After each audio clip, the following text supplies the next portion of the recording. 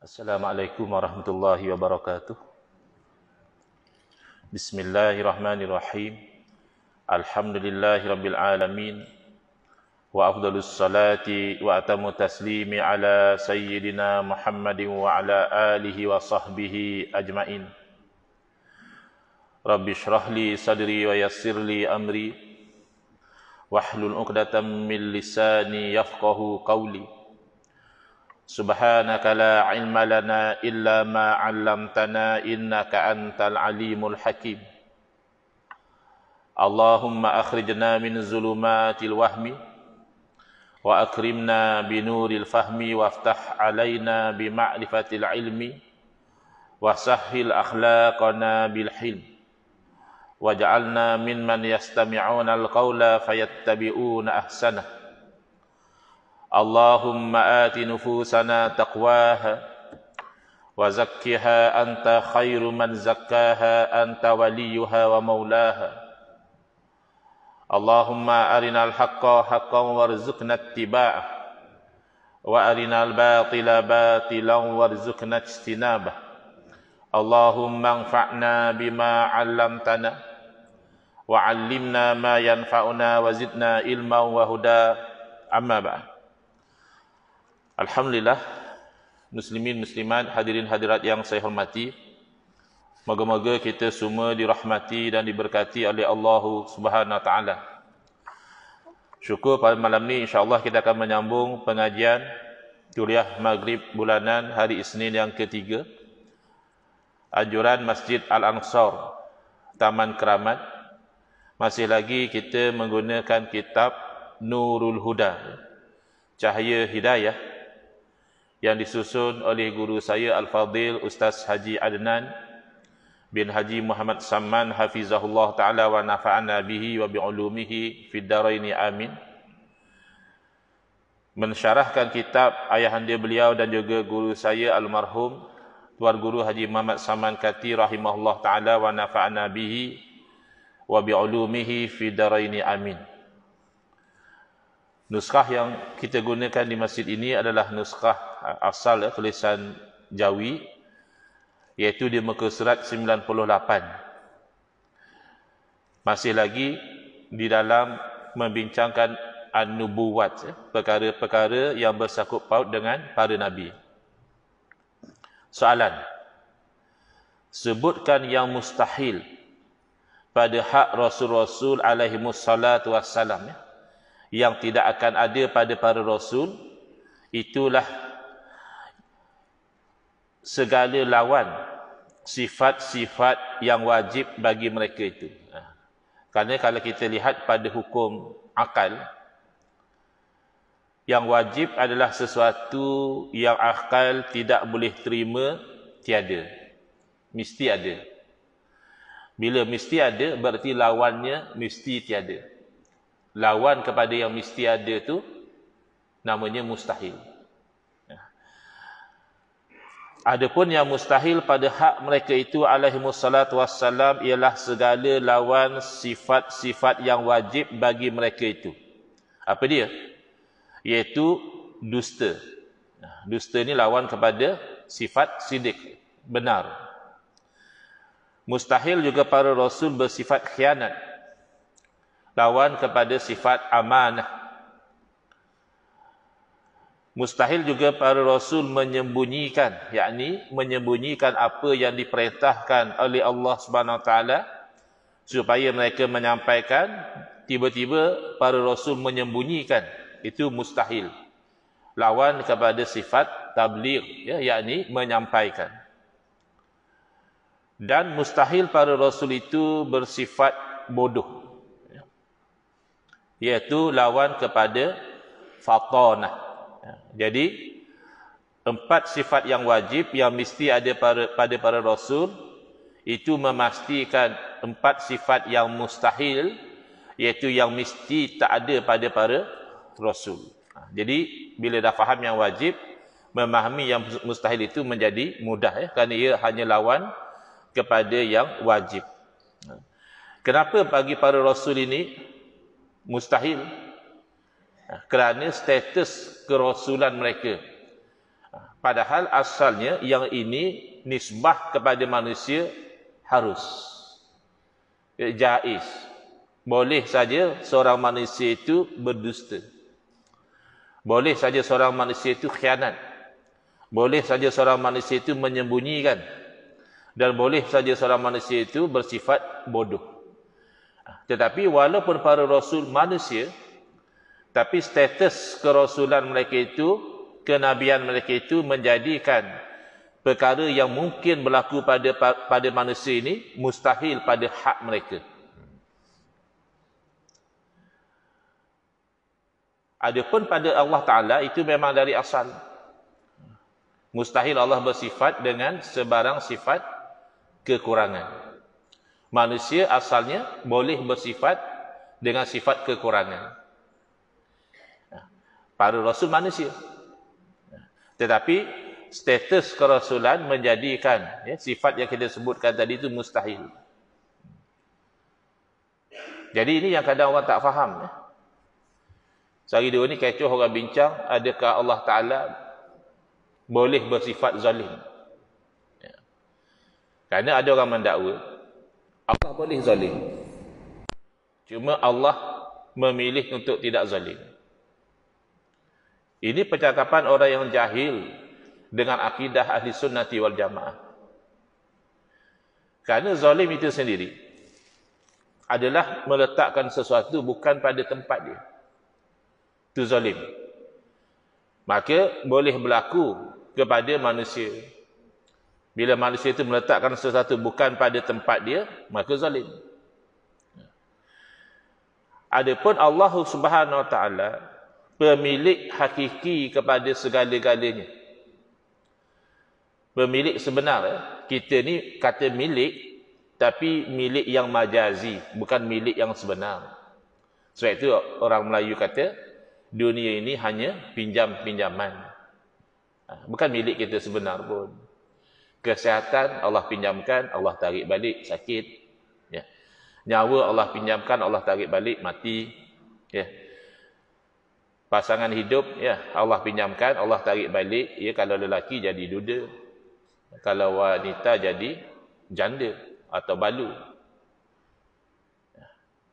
Apa sajalah harta benda Allah tarik balik. Ya. Tetapi Allah Subhanahu Wa Taala Malik, pemilik yang hakiki. Maka di mana sahaja Allah Ta'ala meletakkan milik dia, maka itulah tempat dia. Maka mustahil Allah Ta'ala bersifat zalim. Dan itu memang sabit dalam Al-Quran. Wa ma rabbuka bizallami lil abid. Tuhan kamu itu tidak zalim kepada hamba. Jadi orang tak faham bila kita bincangkan jaiz akli. Sebab itu sekarang ni tentang pembahagian hukum ni penting untuk dipermantapkan semula, yang mana namanya hukum syarak, yang mana namanya hukum adah, yang mana namanya hukum akal. Dalam kitab ini dah diterangkan. Jaiz itu suatu perkara yang harus, ada kalanya yang daruri, tak payah fikir panjang kita tahu perkara itu harus berlaku. Ada yang jaiz nazari. Perlu fikir dulu baru kita faham bahawa benda itu dari segi akal harus. Jaiz daruri, semisal kita kata akal boleh menerima bahawa sesuatu jirim itu, satu benda itu, dia dalam keadaan diam pada satu waktu dan bergerak pada waktu yang lain. Kenapa? Kerana diam dan bergerak pada masa yang sama mustahil. Dan satu benda dalam detik yang sama dia diam, dalam detik yang sama dia bergerak. Tak mungkin. Salah satulah, dia diam atau dia bergerak. Kalau dia bergerak berarti tidak diam. Bukan diam maknanya tak berbunyi. Diam maknanya kata tak bergerak. Dalam detik yang sama, kalau dia bergerak berarti dia tidak diam. Kalau dia diam berarti dia tidak bergerak. Bergerak dan diam dalam detik yang sama mustahil. Tetapi dia bergerak dalam satu detik dan diam dalam detik yang lain yang berbeza, itu jaiz. Tak payah fikir panjang lah, akal boleh terima. Tetapi perkara seumpama adakah Allah Ta'ala boleh mengazab seorang hamba yang taat. Hamba tu taat, solat, puasa, zikir, istighfar, munajat, lalu Allah letak dia dalam neraka. Dan seorang lagi maksiat, minum arak, berjudi, menipu dan sebagainya, lalu Allah letak dia dalam syurga. Persoalan, adakah jaiz harus dari segi akal? Ni kan kita tak boleh jawab dengan direct. Kita kena fikir, kita kena timbang, kita kena kaji. Itu namanya nazari. Nazar bermakna melihat, tapi nazar di sini bermakna berfikir. Setelah kita fikir, maka kita jawab dari segi akal, jaiz, harus. Kenapa? Kerana Allah Ta'ala Tuhan yang bersifat iradah. Seorang hamba yang taat masuk dalam neraka itu satu perkara yang boleh jadi. Mungkin. Jadi iradah Allah ta'alluq dengan yang mungkin. Kudrah Allah ta'alluq dengan yang mungkin. Dari segi apa ni? Dari segi akal. Tetapi tidaklah sampai kita kata dari segi syarak kita percaya demikian, tidak, kerana kita percaya kepada firman Allah Subhanahu Wa Taala bahawa Allah Taala akan memasukkan ke dalam syurga orang yang taat dan memasukkan ke dalam neraka orang yang maksiat. Itu kita kena faham yang jaiz akli dengan penetapan syarak. Penetapan syarak tidak mengena pada Allah Ta'ala. Yang kita kata wajib, haram, itu hanya mengena kepada kita, orang mukallaf, manusia atau jin.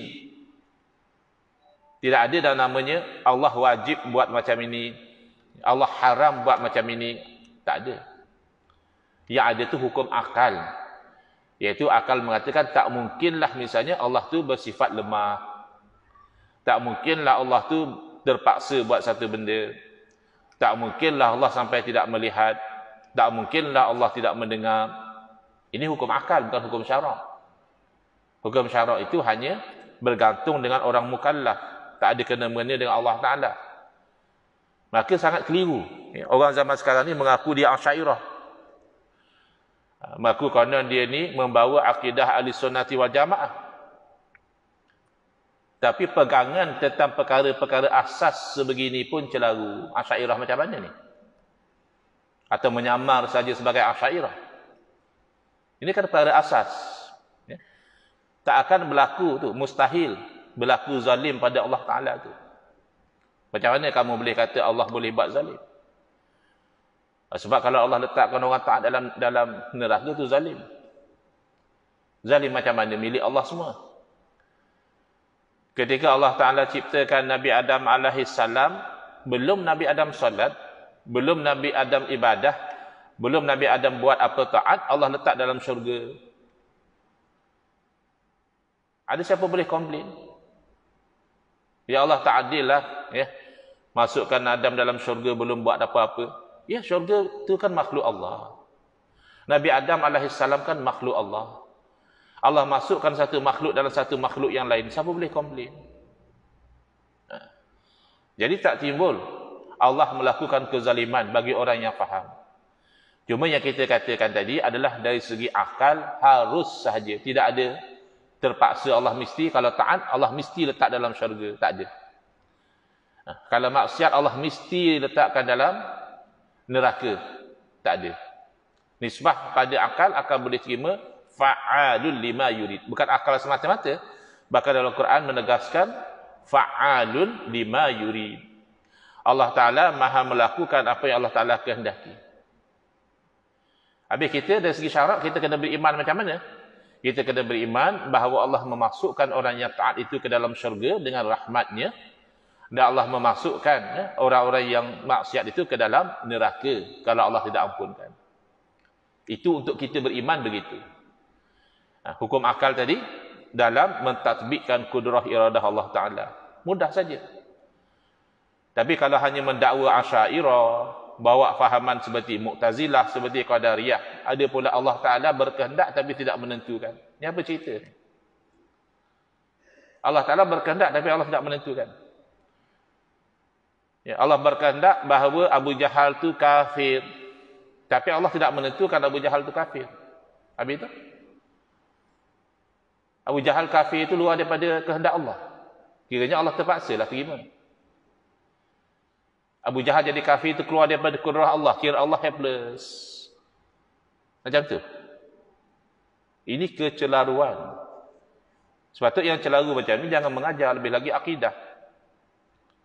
Bagi dia sendiri celaru, tak faham, dia menyampaikan lagi celaru. Bila kita kata Allah Ta'ala berkehendak, ya Allah menentukan. Kan iradah tu takluk dengan yang mungkin. Dari segi akal, harus Abu Jahal tu beriman, harus dia kafir. Dari segi akal. Kalau memandang kepada ilmu Allah, pasti Allah sudah tahu Abu Jahal beriman atau tidak. Takkan selepas berlaku baru Allah tahu, itu kita. Kita lepas berlaku baru kita tahu, sebelum berlaku kita agak-agak saja. Kita teka-teka saja. Dah berlaku, oh baru kita tahu. Takkan Allah begitu. Allah tahu segala-galanya sebelum daripada berlaku lagi. Berarti dalam ilmu Allah, kafirnya Abu Jahal itu sudah ada.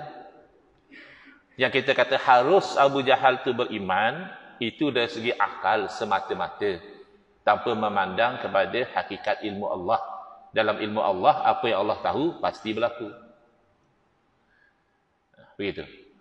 Jadi apabila Abu Jahal dari segi akal boleh beriman, dan boleh tidak beriman, maka bila tidak beriman dia, kafir dia, adakah itu bukan ketentuan Allah? Kalau kita kata bukan ketentuan Allah, maka ketentuan siapa? Ketentuan Abu Jahal. Ya, memang. Dari segi sebab, Abu Jahal lah pilih untuk kafir. Dari segi hakikat, tidakkah Abu Jahal itu makhluk Allah? Wallahu khalaqakum wa ma ta'malun. Allah yang ciptakan kamu dan apa yang kamu lakukan. Maka adakah perbuatan Abu Jahal kufur itu bukan Allah yang ciptakan? Yalah Allah ciptakan, tapi Allah tak tentukan. Oh, kira Allah ciptakan benda Allah tak tentukan. Macam mana boleh mengajar ni? Sepatut kerajaan sekat orang macam ni. Jangan bagi mengajar. Membawa kepada kesesatan. Wa'alaikumsalam. Di sisi kita, ahli sunnati wa jamaah, Allah Ta'ala berkehendak, maka Allah Ta'ala menentukan apa yang mungkin. Adapun yang mustahil, yang wajib, terkeluar daripada iradah dan kudrah Allah. Maka tak timbullah kalau orang nak bertanya, adakah Allah berkuasa menciptakan zatnya sendiri? Zat Allah tu wajibul wujud. Mesti ada. Tak takluk dengan kudrah iradah. Adakah Allah Ta'ala berkuasa menciptakan Tuhan lain? Tuhan lain tu mustahil. Maka tak takluk dengan kudrah iradah Allah Ta'ala. Adakah Allah Ta'ala berkuasa menjadikan seorang tu kafir? Mungkin. Maka Allah yang menentukan. Wa ma tasha'una illa ayyasha Allah. Jadi hati-hati ya. Zaman kita, kalau jelas-jelas dia bawa ajaran bercanggah ahli sunnah wal jamaah, dia mengaku saya Mu'tazilah, senang. Ya, saya Syiah, dia kata. Saya mengajar akidah Syiah, saya senang. Tapi masalah mengaku Asy'ariyah. Bawa akidah Qadariyah ataupun Mu'tazilah. Ini membawa kepada kesesatan wal iyad billah.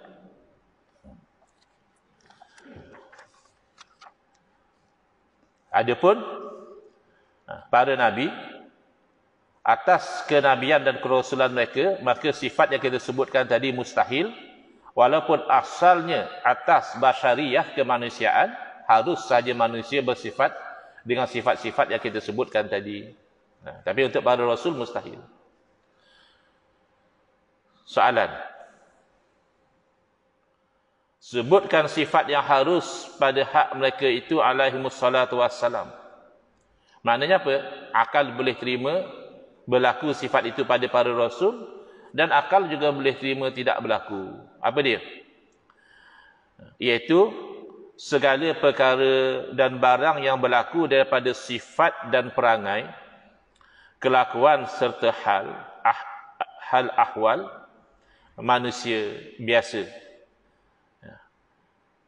Qul innama ana basyarum mislukum.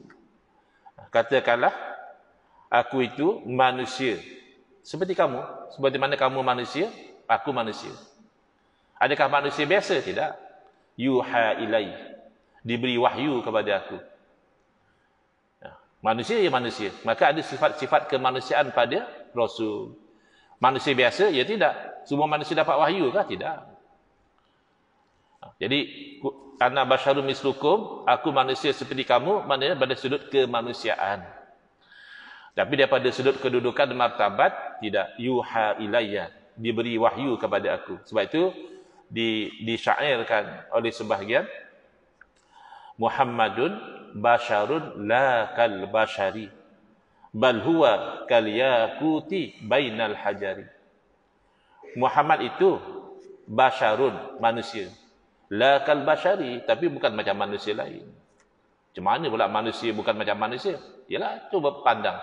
Bal huwa kal yaquti bainal hajari. Bahkan bagi dia tu umpama batu yakut antara batu-batu. Yakut tu batu atau tidak? Ya batu. Tapi takkan sama dengan batu kerikil. Kan ada harga batu yakut, walaupun batu.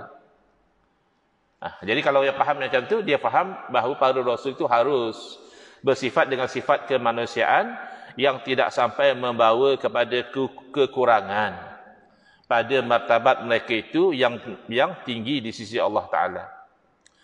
Dan tidak sampai meliarkan atau menjijikkan.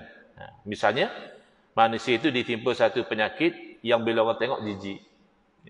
Kusta ke, apa ke. Maka itu tidak berlaku kepada para Rasul. Walaupun asalnya harus berlaku kepada manusia. Kenapa? Kerana itu akan meliarkan, akan menjauhkan orang.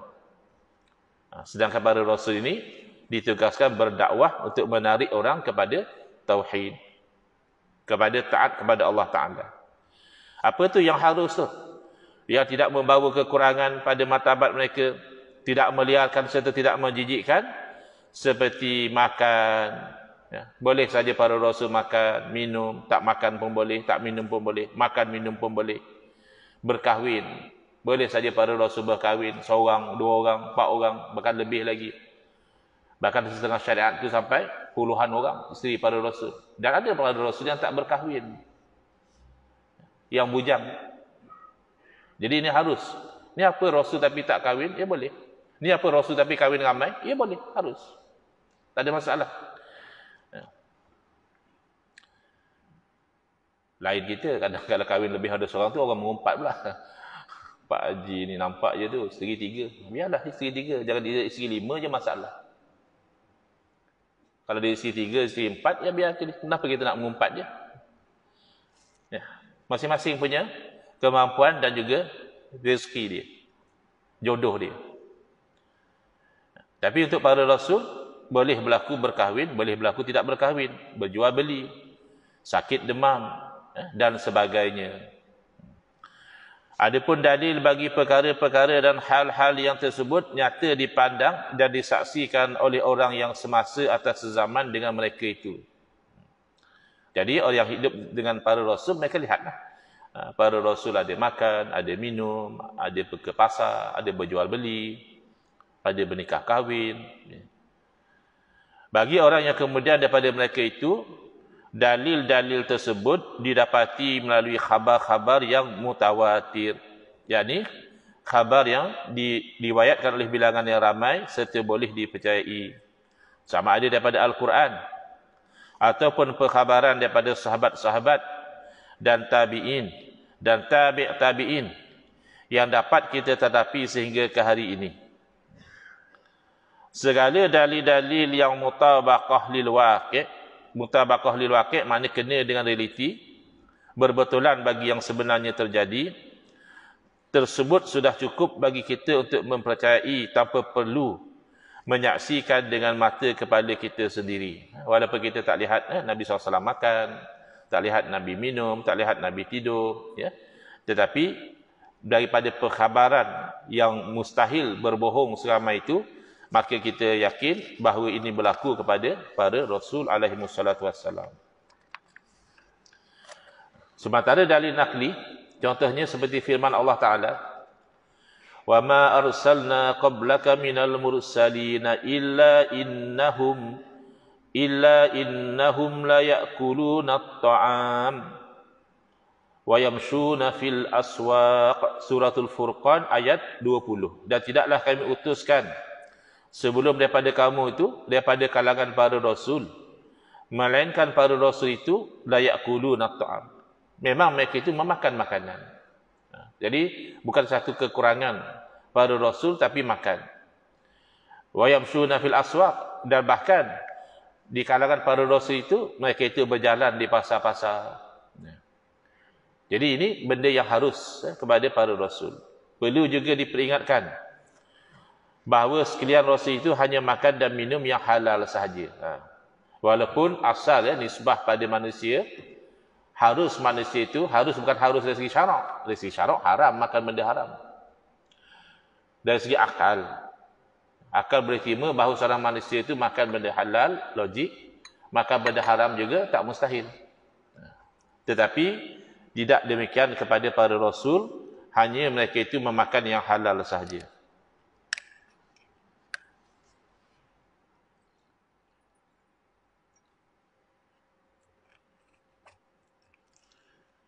Tiada pula berlebih-lebihan dan serta dengan perlakuan yang beradab sopan.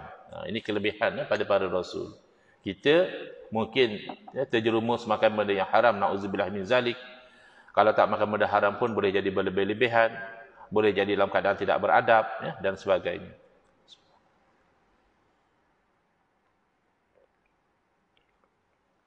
Dan berjalan di pasar pun, mana para rasul ni berjalan di pasar bukan macam kita. Kita kadang saja je, tak ada kerja pun. Saja nak jalan, tengok, perhati. Para rasul mereka berjalan di pasar tu sekadar menuntut hajat sahaja. Ada hajat nak berjual beli. Bukan dengan tujuan bersukaria atau membuang masa secara sia-sia. Baik, soalan. Apa perlunya berlaku segala sifat perangai manusia pada mereka itu? Ini kan para rasul. Insan-insan yang terpilih. Kotlah mereka berkelakuan seperti malaikat. Tak makan, tak minum, tak berjalan di pasar, tak berkahwin, tak berzuriat. Kenapa pula para rasul yang mulia ini masih ada sifat perangai manusia? Jawapan, ada pun perlunya ataupun faedah berlaku yang demikian itu bagi mereka itu, ialah sebahagiannya adalah daripadanya kerana mengajar umat daripada segala hukum. Jadi umat ni manusia. Mereka perlu kepada makan dan minum. Mereka perlu kepada bernikah kahwin. Mereka perlu kepada berjual beli. Jadi dengan makan, minum, bernikah kahwin dan berjual belinya para rasul, maka umat dapat pengajaran. Macam mana hukumnya, macam mana adabnya, macam mana akhlaknya. Misalnya, apakah barang yang harus, yakni tidak berdosa, tidak haram, tidak makruh dimakan atau dilakukan. Ambil panduan daripada perbuatan para rasul alaihi wassalatu wassalam. Itu satu. Di satu pihak pula, misalnya Nabi SAW pernah lupa berapa rakaat sembahyangnya. Jadi lupa ni harus berlaku kepada para rasul. Cuma bukanlah lupa sebagaimana kita ni. Kita banyak lupa kerana sibuk dengan dunia. Tapi para rasul itu lupa, itu sibuk musyahadah kepada Allah Subhanahu Wa Taala, sibuk dengan zikrullah. Tapi lupa juga. Lupa rakaat. Maka bagi dia pun menyambung sembahyangnya serta diiringi pula dengan sujud sahwi. Jadi dapatlah kita panduan. Oh, kalau lupa macam tu caranya. Masuk balik tambahlah yang lupa tu. Lepas tu sujud sahwi. Ini menjadi pengajaran kepada umatnya bagaimana sekiranya perkara itu terjadi kepada mereka. Kerana terjadi kepada para rasul, maka perbuatan rasul itu menjadi panduan. Dan sebahagian lagi pula misalnya sakit, ditimpa bala. Kerana apa? Kerana membesarkan pahala mereka itu sebab sabar mereka itu. Kadang kita tak faham. Kita ingat kalau orang soleh tu dia sentiasa selamat. Ya, dia tak akan sakit, dia tak akan kemalangan, dia tak akan kematian. Kita sangka benda-benda ini hanya berlaku pada orang jahat-jahat. Padanlah pun sakit, memang perangai dia ni tak senonoh. Padanlah dia timpa kemalangan pun, ya, memang perangai dia ni patut kena bala macam ni. Kita tak perasan bahawa dunia ini darul ibtila. Dunia ini tempat ujian. Maka mengena juga ujian tu kepada para rasul, para wali dan orang-orang soleh, mereka juga diuji. Maka menaikkan darajah mereka. Maka kerana itu kita sekalian pun insya-Allah akan bersabar menghadapi bala dan penyakit sebagaimana sabar mereka itu. Kadang ada orang stres, dia stres sebab orang duk kata macam-macam kat dia. Cuba kita pujuk, kita kata alangkan sebaik-baik manusia, kekasih Allah. Apa yang Allah tak kata pada Nabi? Ahli sihir, orang gila, ya, orang yang pandai bersyair, ya, penipu, macam-macam orang kata pada Nabi. Kalau sebaik-baik manusia, kekasih Allah pun sebegitu orang kata, takkan seumpama kita tak nak orang kata. Setakat orang kata bodoh, setakat orang kata ya, macam-macam lah, biar api ya. Jadi itu jadi satu keterangan. Bila kita ingat para rasul juga, bahkan ada para rasul yang dibunuh. Bukan setakat dicaci nista, ada yang sampai dibunuh, digergaji sampai mati. Jadi apa sangat kalau kita itu di-troll misalnya, dimaki misalnya, biar api ya. Hendaklah diingati bahawasanya lagi tinggi darajah seseorang, lagi banyak balak dan cubaan, sebagaimana sabda Nabi sallallahu alaihi wasallam, asyaddukum bala'an al-anbiya'u summal awliya'u summal amsalu fal amsal. Yang paling teruk di kalangan kamu diuji, diturunkan bala ya, diuji dengan cubaan yang pelbagai adalah para nabi. Kemudian para wali. Kemudian yang seumpamanya, kemudian yang seumpamanya. Mana lagi tinggi darajah seseorang di sisi Allah, lagi dahsyat ujian yang menimpa kepada mereka. Yakni muttaqin dan salihin. Orang yang bertakwa dan orang yang soleh. Dan sebahagian lagi ialah supaya menjadi contoh dan teladan bagi umat, supaya sabar dan tidak gelisah dalam menghadapi kehidupan di dunia ini. Tidak berduka cita terlalu sangat kerana kehilangan sesuatu yang disayangi. Kenapa? Para rasul juga hilang apa yang mereka sayang. Tidak berputus asa kerana hajat tidak sampai. Sebab Nabi SAW sendiri pun pernah kematian anak-anak yang disayanginya. Dan pernah kekurangan makanan. Bahkan mungkin kita tak pernah alami sampai nak kena ikat perut dengan batu. Ya, lapar-lapar kita pun tak adalah sampai tahap macam itu. Dan baginda sendiri tidak memiliki rumah yang besar dan cantik. Padahal baginda adalah semulia-mulia makhluk dan dikasihi oleh Allah Subhanahu wa taala. Makbul segala doa baginda, betapa pula kita.